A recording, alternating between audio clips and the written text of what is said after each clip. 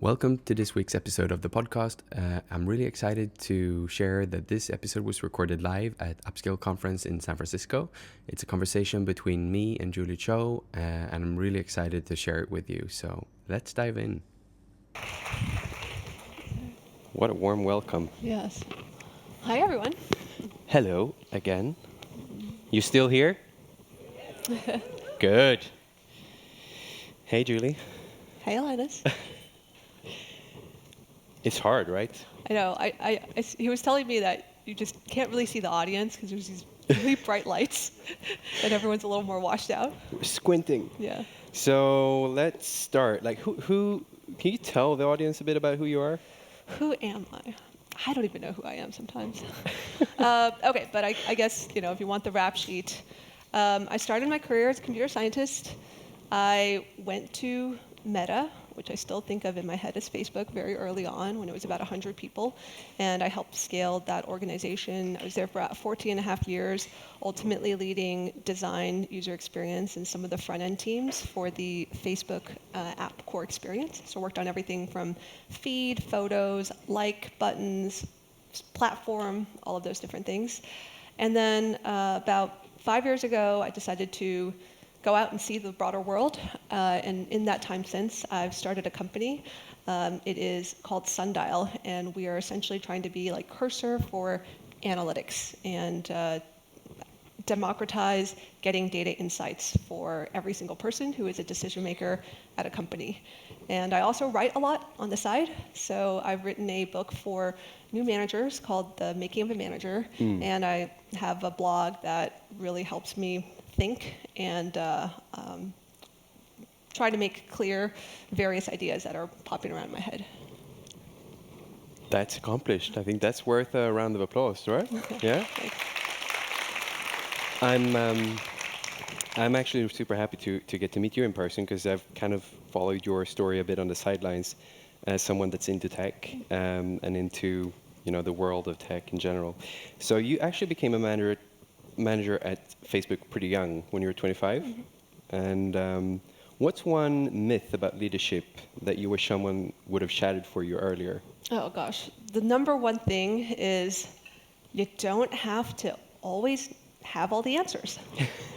I think that having watched all these movies of bosses and decision makers, and they always seem so authoritative. They always seem like they knew what to do, and so if somebody was confused, I felt like the boss should be like, no, guys, this is what we're going to do it this way, and go.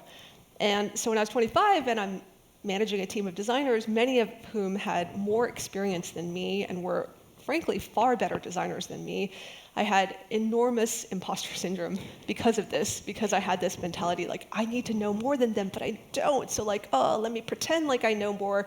Unfortunately, we all know that when you pretend to be something that you're not, everyone can see it and feel it, including you. And I do wish that somebody had sat me down. It's like, look, you don't need to just say you don't know. Just ask for people's help. It's okay. And that's why it's one of the number one things I want to impart upon people in the making of a manager. And managers are made, not born, and you don't have to know all the answers. Yeah, I wish someone told me that early. I mean, I still personally have like the largest kind of imposter syndrome feeling every single day, whatever I do, even being here. But challenging oneself and doing things that you are afraid of, I think makes it easier to kind of rise above it and be like, okay, well, everyone's an imposter, so what's one more to it? Exactly. It's not a big deal. There's a connection there, among us imposters. Like, come on, guys, it's fine. You're all safe here. We do an imposter meeting afterwards outside. In the making of a manager, you talked about the importance of self-awareness. Mm-hmm.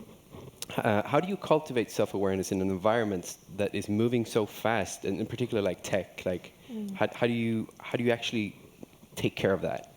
Yeah, and there's two things that I think are super important when it comes to self-awareness. The first is feedback, because self-awareness is not just like what's in your own head, it's how you think of yourself calibrated against other people that you work with, or we're social creatures. So much of what we do and what we accomplish is in our relationships or our collaboration with other people. And oftentimes, I think we can go through life thinking we're this, wanting to be that, but not realizing whether that is actually how other people perceive us. And the only way to know and to test that assumption is you just got to ask other people for feedback. And you hopefully can share feedback back to them. Like, I think of, two humans, right? Like we're essentially mirroring back to one another what we see of one another. And so what I see of you is not all of you. It's a very small slice, but I have got some unique knowledge, and same for you. And so every single interaction, if we think of it, like how can we test what we know? How can we share what we know and make it more open? That is one of the most important ways, I think, to be able to develop and get a better sense of who you are and how you show up in the world. I think the second pillar is to look internally. So for me, a lot of that has been journaling, but for other people, it could be talking about yourself or sharing hopes, dreams. This thing happened yesterday. Sometimes we do this, of course, with the people in our lives, like our closest friends or family. Like, this thing happened yesterday, and I was so frustrated, and but why was I frustrated? And just asking those questions, like, what about that situation made me feel that way? And reflecting or having that time to process, okay, things happen, I feel certain things, I think certain things, but what, are they true? Like, is there a pattern? I think all of those insights are what help us then be able to get to, I think, what the ultimate prize of self-awareness is, which is intentionality. Like, you can show up in the world more of how you intend to, because you're not deluded because you think you're something other than how other people see you, and you've noticed and observed many, many unconscious patterns that you now can choose whether you want to go into the world behaving or thinking or doing things like that. Yeah, it's quite common, right? That you just live life on autopilot and you don't really, you feel quite intentionless. Days just pass and you're like, what am I doing here? I don't know. I'm just going to keep doing what I do. And it's like, you got to find that purpose. You got to find that, like, why am I here for me? Like, what am I doing here? Yeah, and there's so much to react to. There's so much noise in the world. And if you don't know yourself and what you stand for, especially with AI, I think a lot of that has been the conversation, even of this conference, is it's hard to feel like you have solid grounding. And I think the feeling that we're going for is sort of like we're a sturdy tree. We got our roots in the ground. We're planted. We know where we came from. We have a great ecosystem with the soil and the environment, but we're not just like floating around wherever the wind carries us. Yeah, and then someday still it seems like AI is making the ground all this kind of fluid, meshy, gooey swamp, and you're like, where are my roots? They're just like washed away. You're talking a bit about feedback. Like, how do you do good feedback? How do you give good feedback, and how do you receive good feedback? I think the most important thing goes back to intention. So feedback works really well if the intention is about helping and doing things in a way where there is respect for the other person, right? So regardless of what's going on, like, you did something that really pissed me off, but if I go back to but I respect you as a person, as an individual, as a human, and I think my feedback may help you, and it may help me, and it will help our relationship. That's the reason. If the why is that, I think that's the most important thing, right? Because then the way it comes off will be, even if I mess up, I say the wrong words, at least the feeling is there, right? That feeling of respect, that care, and the desire to try to make a relationship great. So that's like definitely the number one thing. Like, you could say all the right things, but if the feeling is not there, it will land flat, and you will know it. So that's the most important. But I think the second thing is to probably lead with some vulnerability. I know especially for the people where maybe we don't yet have a trusting relationship. Obviously, if we trust each other, it's much easier to say, and we all know that. It's easier to give feedback to your mother or your brother or your best friend than a stranger. Hopefully, I know. Actually, now that I think of it, maybe not. But what I was going to say is that if let's say I'm worried you're going to take it badly, or I'm worried that we don't have that strong foundation, then leading with a little bit of vulnerability, where what I say is, I'm really nervous to say this, and I'm nervous I'm going to say it the wrong way, and I don't want you to be pissed off, and I don't want you to hate me, but I feel like it's important for me to say this because I really care about our relationship. if I just lead with that, right, I'm sort of going to the table with like all of my like jittery feelings. And I think the other person is much more likely to then listen because they know that I'm also taking a risk here. Yeah, I think it makes a lot of sense. And personally, I love feedback. I'm like a feedback guy. I love taking feedback. I also love giving feedback. I think it's like when the other person understands that it comes from a place of understanding, a place of wanting to do good. For me, at least, that makes it easier to both give and receive. I think earlier in my career, at least, like if I look back when I was, I don't know, 25, 27, 28, 30, beyond, there has been times where like I've had a really hard time taking feedback. Still are. Like I think we're sensitive creatures. Yeah. But it's good that you mentioned that. Like if the person giving feedback leads with sensitivity, then it's easier for the other person to kind of contract and take it in. I'm wearing this. This is a little AI device. If you've seen it around, this is kind of my augmented memory. And you also have one of these devices, but you're not wearing it. No. It seems to me that these kind of like passive AI devices that are constantly listening and taking in context, one of the key things actually this device is doing is giving me feedback. And it's unsolicited and it comes from a thing. It's not a person. And it helped me already quite tremendously. And I'm wondering, like, if in the future, perhaps your AI and my AI will have a little bit of a side session and then present to us. Like, You guys are going to hit it off. No, don't talk about this topic. all right, next.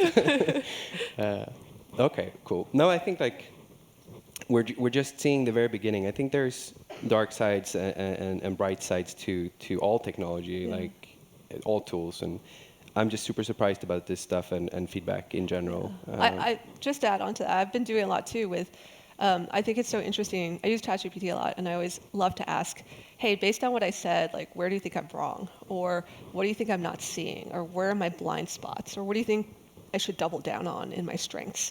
And it does a pretty good job of like of actually synthesizing across all that. And again, it's one perspective, right? It doesn't get to see everything. It's not listening to all of my conversations, but I go back to like everything, every interaction is like it's a reflection. So the more that we ask, the more I think we can then take into that picture and use it for ourselves. Yeah, I think this is something that's absolutely fascinating at this time because from very early kind of ChatGPT, even GPT-3 kind of times, I've been super amazed by how much AI can read into what's not there, how much it can fill out the blanks. So like even with a sparse, coarse, kind of fragmented contextual awareness of what's going on, it's really good at like making it fully contextual based on a little bit of information about me.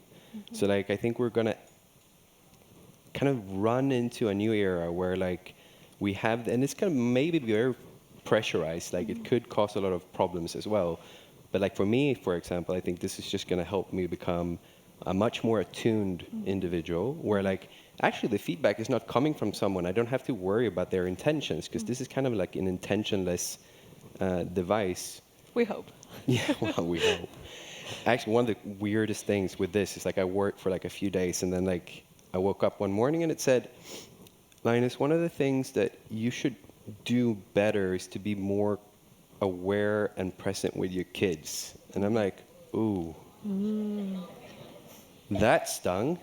And then it went beyond. So I went, I opened the app and I checked and it's like at 8:54 a.m.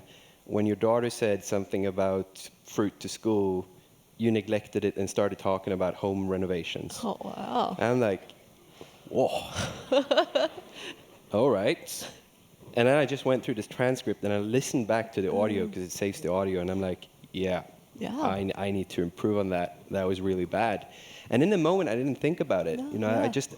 Life just goes on. We just do these things. And I think a lot of the things that like we don't think about are super easy to manipulate and change. And we want to change them. I don't want to be a bad dad or I don't want to be a dad that's not present. But it's really hard to get that feedback because your partner might not give it or your partner might just be included in the same kind of conversation and don't see it as well. So it was really interesting for me to have that kind of experience. So Yeah, I do think the most valuable feedback is, I always go back to like, what is good feedback? And if I told you something, you already knew it, yeah, okay, that's helpful. It confirms something. But I think the most valuable feedback is when it makes someone aware of something that they weren't aware of. And then after they're aware of it, they're glad to be aware because it helps them become the kind of person they want to be. Yeah, Even though it can be hard, right? Like, there's like a ego thing, where like, oh shit, like, did I mess 100%. up? But when you look back on it, hopefully it'll be like, that really helped. Yeah, and with examples too. Yeah. Like in a work environment, it's a lot easier to be like, hey, I didn't like this thing that happened because of X, Y, and Z, and here's one thing that I think you did wrong or that you could have improved. Right? It's a clear thing where you give someone the example.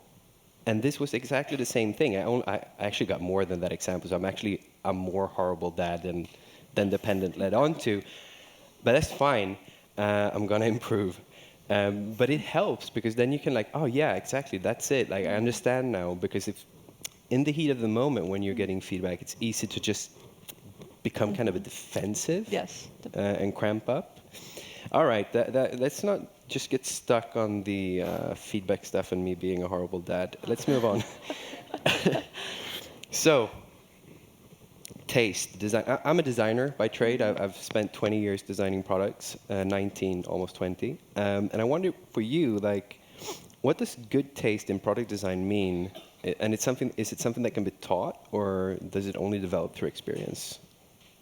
I think I define taste as you have a pretty well-calibrated bar on what does exceptional look like versus pretty good versus mediocre versus not so great in whatever domain or discipline. And you tend to be right a lot. And by right, what I mean is it will be validated by other people over the fullness of time. So if you have great taste in product design, you're more likely to be predictive of the fact that, like, if you see an app and like, this is really a great app and it's going to work, then it tends, later on we all like realize it works, or so then you'll have like pretty good taste in that particular dimension. Or if you're the first one to be like, wow, this movie is amazing and you will love it, and then you watch it and you're like, yes, I loved it. It means I understood your taste and I understood enough about this movie and I could accurately be able to predict what that is. So that's how I think about that. So today we're in this kind of uncertainty era of sorts, where not only can the machines do a lot of things for us, but we can also learn a lot from the machines. And if you're like a new designer today, kind of coming into this ever-changing and ever rapidly changing world, what kind of mindset shift would you try to instill early to them today to try to like hang on and be like, how do you even fit in? Like, where do you insert yourself? So I think there's two things. The first is, if you want to get really good at anything and you have good taste in anything, you kind of have to be obsessed with it or put in a lot of reps for it, right? Nobody goes like, if I've never heard opera before, I'm not going to suddenly waltz in and be like, wow, I know what the best opera is. Like I just don't know enough. I haven't listened to all of them. And so there's just a knowledge building that has to happen for anything. And I hope that a young person, would come in. Like today we have so many better tools for learning. And because, what AI I think is really good at is like kind of being like the average or maybe like slightly above average. Again, it's getting smarter and smarter, but right now I think the funniest comedian can still make you laugh far more than whatever jokes LLMs are providing, and similarly with design and similarly with code, right? It's like not quite to the level of the best people, but it does know a lot. It knows average or better than average. So that means if you go into an area you don't know that much, AI can tell you a lot, right? AI can be a guide that helps you ideally learn as much as fast as possible. And I think it can do it even better than traditional methods because it's particularly good at translation. I think this is one of the key things that LM do, which is, if it knows about me, like I'm a visual learner, I do better with short text. I don't want to see too much on the screen. And I like metaphors and analogies, that it can take a complex concept, which maybe otherwise, maybe for you want to learn something through like looking at math equations, right?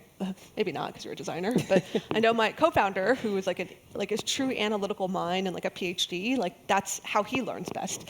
And so we all have to read the same textbook. AI can explain things to me in a way, and if I don't understand, I can ask it. And like we can just really ramp up how quickly we learn and get to, let's say, you know, a medium or maybe slightly better than medium context. But then I think we still have to like be good observers, and we have to talk and look at what the best is, and commit, right? And like build and try, because so much of learning also comes from trying and failing, or sometimes succeeding, but it's like the reps that you put in. And I think there's no shortcut to going out and still finding a thing. It doesn't have to be the same thing that we did before. You know, before, I know when I was a designer, so much of my earlier years of design was just figuring out like, how does Photoshop work, and how do you make like rounded corners? And there's like so much of the technicalities and the mechanics of just making the screen what we want. And of course, Figma comes along, makes a lot of that much easier. Yeah. Now we have AI tools, makes a lot of that easier. But for me, the core thing is like, it allows us to do higher and higher level design. Exactly. I think this is something that if I were to look back and tell my kind of 19-year-old self that was just coming into design, like how am I going to do this?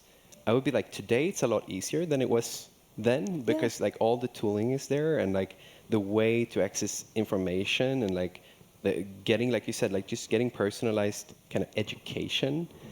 I spent so much of my kind of early days just doing the most annoying and boring jobs you can imagine.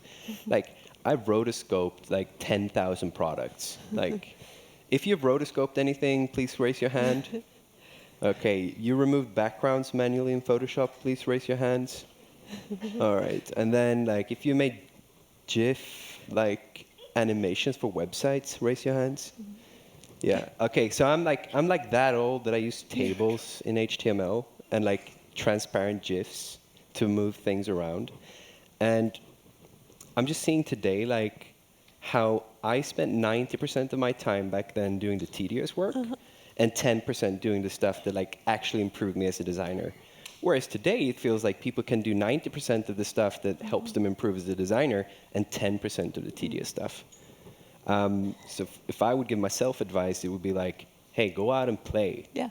Like, be like that 5-year-old in the playground and just like take swings, Yes. like do things, because like we don't no longer need to do the boring stuff. Yes. But it's also true that what we think isn't, like, maybe back then I didn't know that that was the boring stuff. It's also true today that Oh, you all of loved this it. prompt You tuning or whatnot is what in the future we'll say is the boring stuff, right? Like that's the thing with technology. Like we're always able to, it helps us elevate, and we now have a new canvas for creativity and for design. Of course, yeah, everything is time relevant, right? Yes. Like everything that we do today, we'll look back at this and be like, oh, this was the Tetris of Yes. 2025. I think about this a lot. I got 2 small kids, right, 3 and 5. They don't get to use screens. Kind of, we had them using screens for a bit, but then that turned really bad. So like as a parent to other parents, I'm not trying to impose here, but like, and I don't put any shame on people that use screens with the kids, but try as an experiment to just say no to all screens. Like this is a hard stop. This is like getting someone off heroin. Like hard stop. And the change that we witness as parents is it's insane. Like I don't have any good words for it because it's so black and white. My 5-year-old particularly, she cannot even, and she learned reading and writing at the age of 4 because of screens. So I'm very grateful for that. But she cannot deal with some of the stress that it causes when the device gets removed. So I think the kids growing up today, screens or no screens, they are just wired completely differently because they are expecting so much more. They love technology, both my kids do, and they already take a lot of things for granted. We translate things with ChatGPT. We live in Spain. They speak 4 languages, so it's like a bit of a mess. But to the point, it's just like it's very crazy to compare today and the relevancy of what's hard today versus 20 years ago or 10 years ago. So when we kind of look at how kind of AI is involved in everything today, both from like product design, decision making, where do you think human designers will bring the most value in, let's say, the coming, it's hard to say decade, but 5 years? I think the thing that will always be human is, because today I think we still think of AI as a tool, right? It's helping us get stuff done, but we still need to be the ones to figure out what do we want done. Like the intention is human, and AI can give you all the data, all the insights, but insights and data only matter if you have like an intention or a goal, like a thing that matters. And so I think the question is more important than ever, which is like, what is that? Like, what do we stand for? What is the thing that we believe is good or great or wonderful, and then how do we utilize the tools, AI, whatever, all of this magical capabilities to help us get there? What are we going to do? What do you mean, you and me? Yeah, well, you and me, what are we going to do? Hey, guys, what are we going to do? Well, I can speaking for myself. I think that one of the things that has been really on my mind is like, okay, so if there's outcomes, right? I used to be the kind of person who's very goal oriented, like, okay, like at the end of this year, I want this many customers, this many in sales, whatever. I still do that, but more and more important, I think it's trying to reflect more on like, okay, what's the feeling, like what's the energy? Because I think it's very hard for AI, or, until I think we get like her robots and they look like humans or whatnot. But the energy in the spirit of like what is the feeling is still so important to me. So like wanting to convey, for example, a sense of warmth in the things that I do, in the things that I build, wanting to live in a way that is always about taking more risk, like being courageous, right? That's really important for me. I think it's important for all of us to be able to feel like a sense of progress, a sense of pride. And then lastly, for me, it's also depth. Like I want to go deeper. I want to not understand things at the surface level. Like there's so much to understand about the world and each other, and like I'll never have the time to learn everything, but there's like something that also feels quite beautiful about the pursuit. And so these aren't goal, like there's no day where I'll be like, it's done, like a check, but it's like a way of being. And I think that asking ourselves that, which is a very individual question as well. And then once we know it individually, I think it becomes clear then for like, okay, if I'm going to build a company, what does that mean? If I'm going to be like a participant in our government, in our community, what does that mean? If I'm going to be involved in even my kids' school, like what does that mean? But it all starts from, I think, trying to ask myself, like, what is it fundamentally? Like, where do those roots go?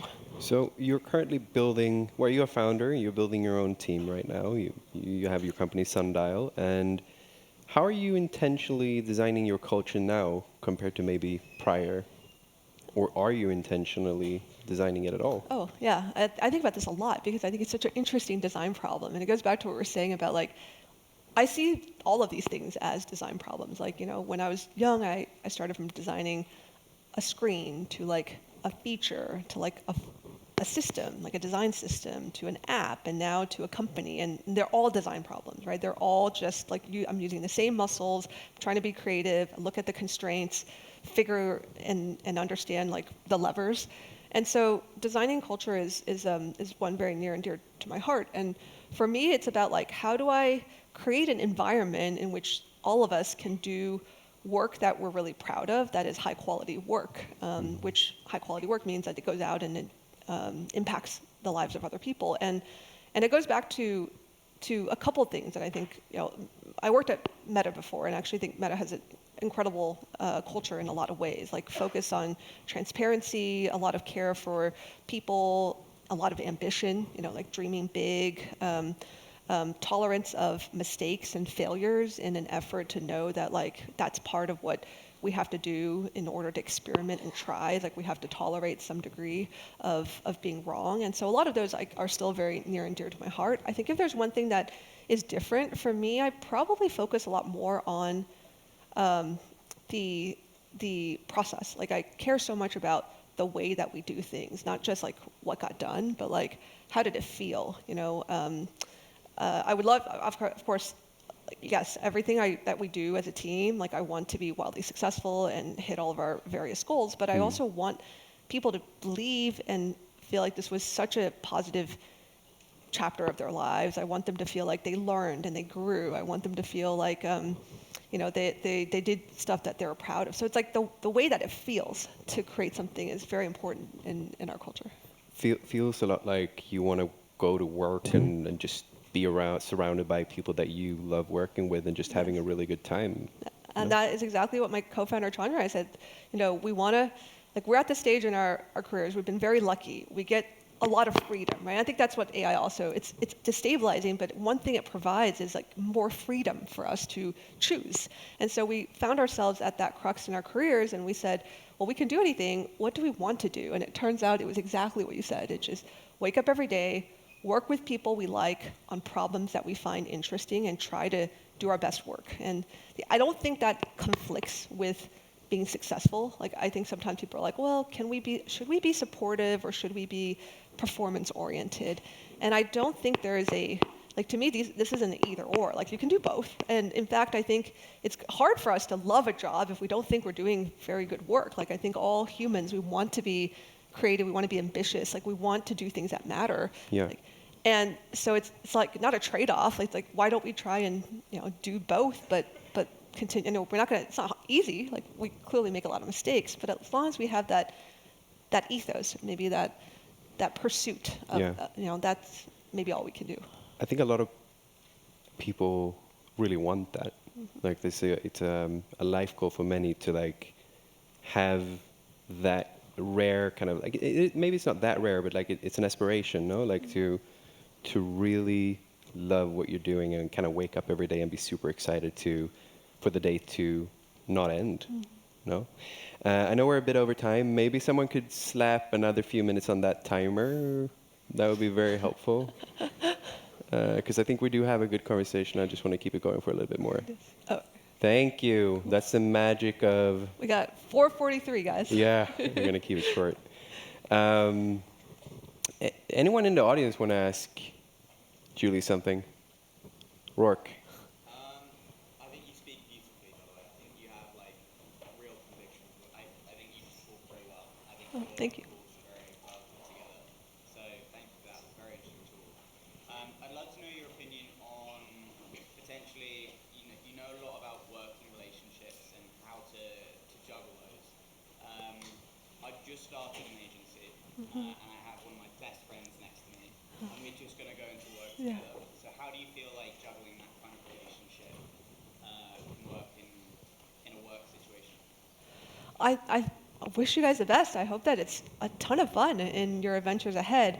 Having gone through that, my co-founder and I were very close, and we really liked each other going in, and then we started to build together. I think it's sort of like a marriage. People say it's like you really do get to know each other much more closely, and like a marriage, it's not always easy every day because you realize in close contact that hey, I do things that annoy you, and you do things that annoy me, and we're different people because we've gone through life with different lenses.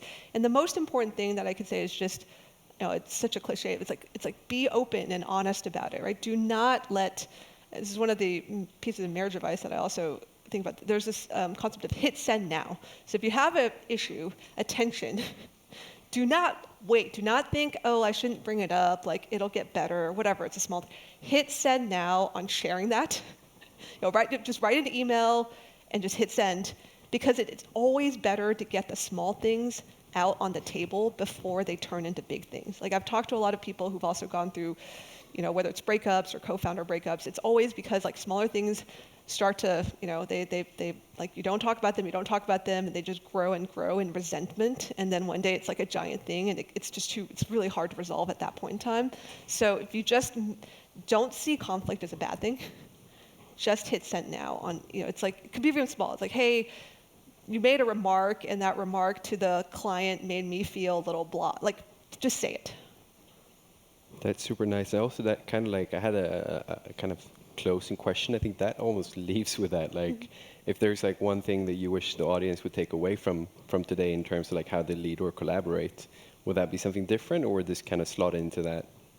I think it's I'll probably add one more different thing.